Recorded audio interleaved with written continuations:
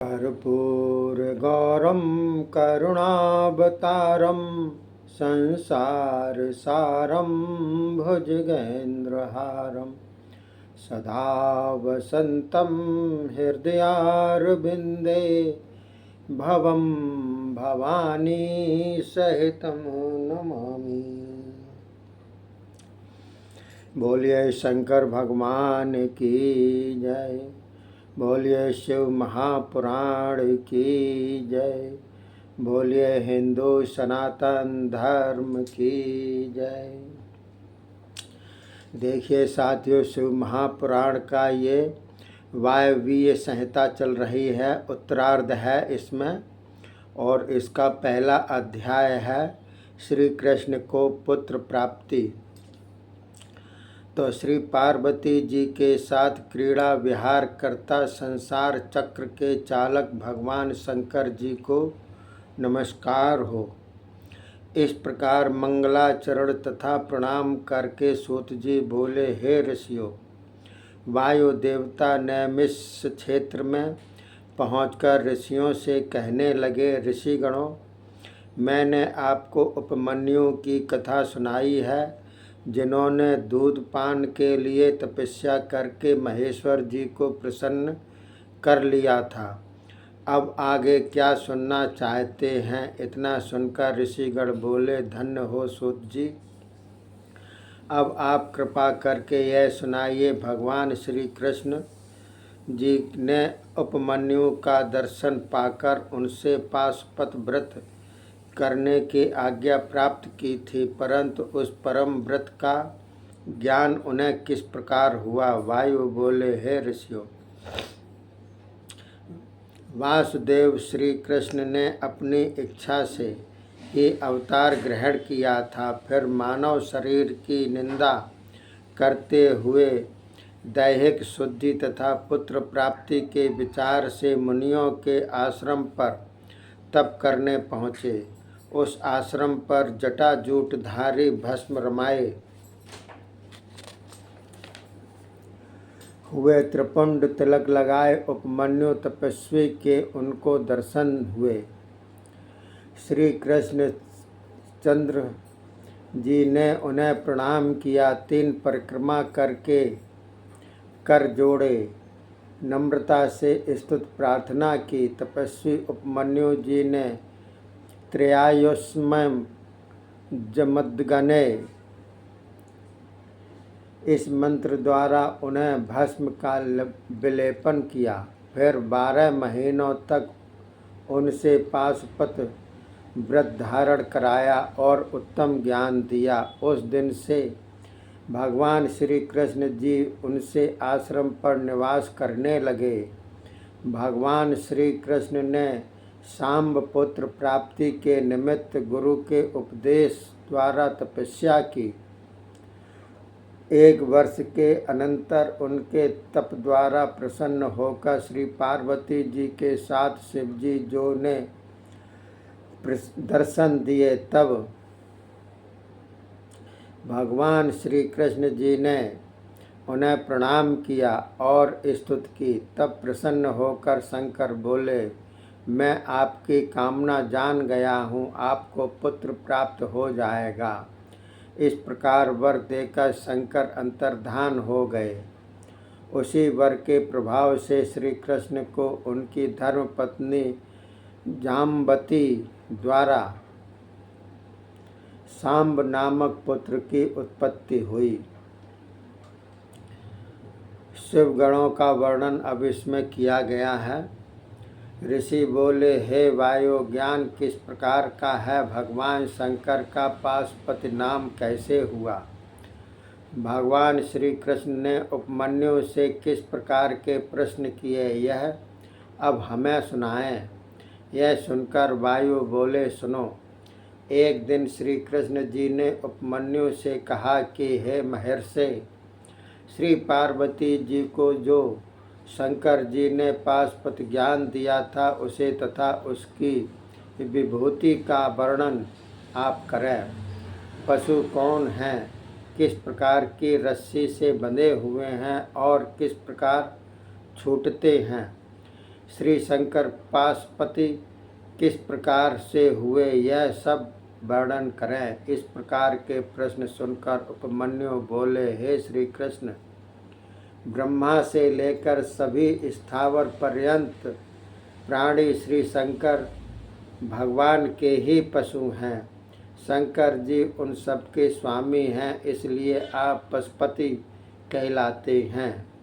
फिर मल माया आदि दृढ़ रस्सियों से वे बांधे हुए हैं। जब उनकी भक्ति उपासना दृढ़ देखते हैं, तब उस माया रूप रस्सियों से झट उन्हें छुड़ा देते हैं। 24 तत्व माया के गुण कर्म हैं और यही विषय भी हैं।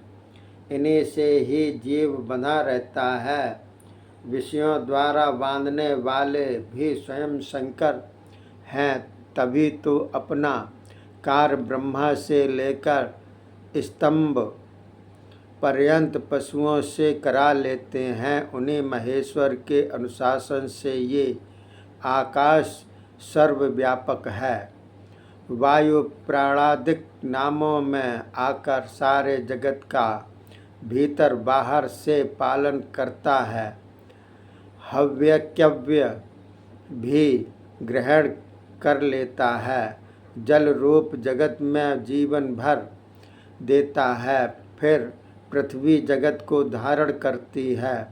सारांश देवादिकों का पालन तथा दैत्यों का संहार करने वाले शंकर हैं।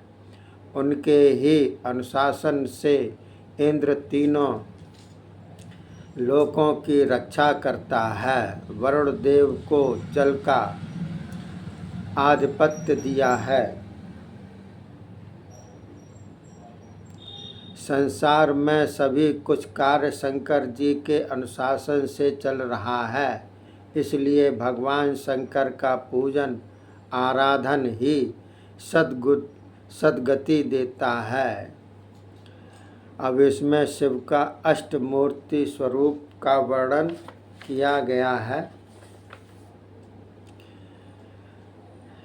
उपमन्यु बोले, हे श्री कृष्ण, भगवान शंकर ही अपनी मूर्तियों द्वारा ब्रह्मांड में व्यापक हो रहे हैं। ब्रह्मा, विष्णु, रुद्र, महेशान, सदाशिव ये सभी उनकी प्रतिमाएं हैं। इनसे सारा जगत व्याप्त हो रहा है।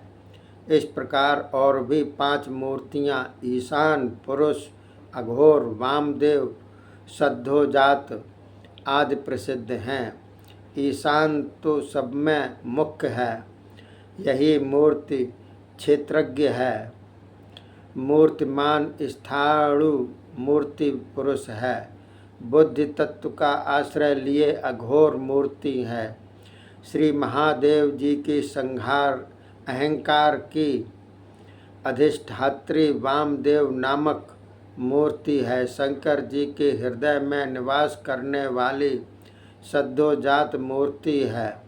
ईशानी मूर्ति श्रोत्र, वाणी, शब्द, आकाश की अधिष्ठात्री है।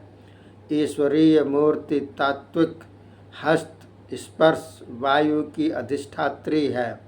अघोर मूर्ति नेत्र, चरण रूप, अग्नि की अधिष्ठात्री है।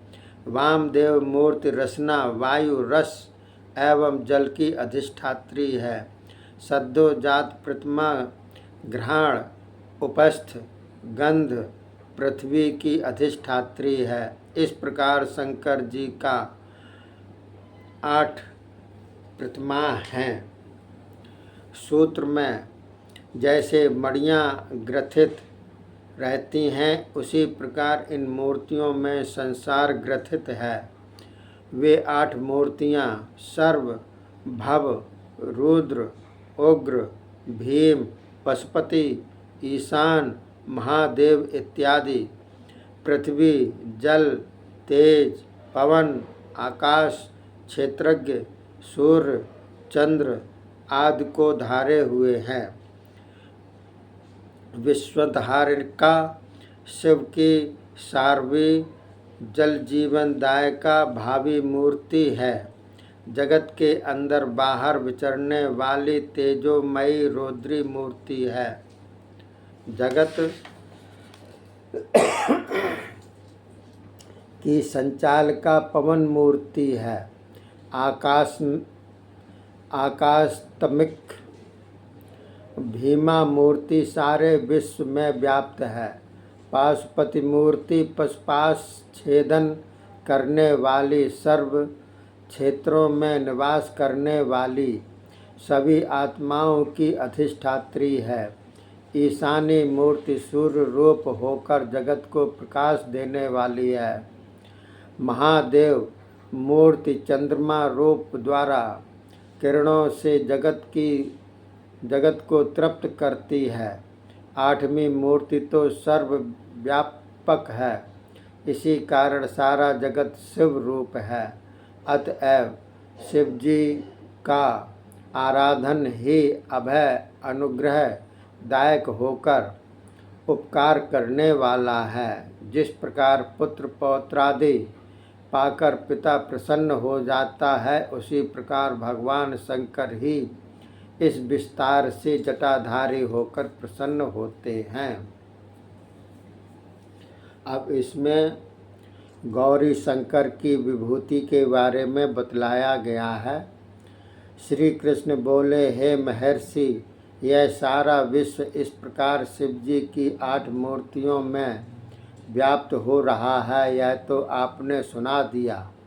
अब कृपा करके यह कहें कि स्त्री पुरुष द्वारा यह विश्व किस प्रकार अधिष्ठित है।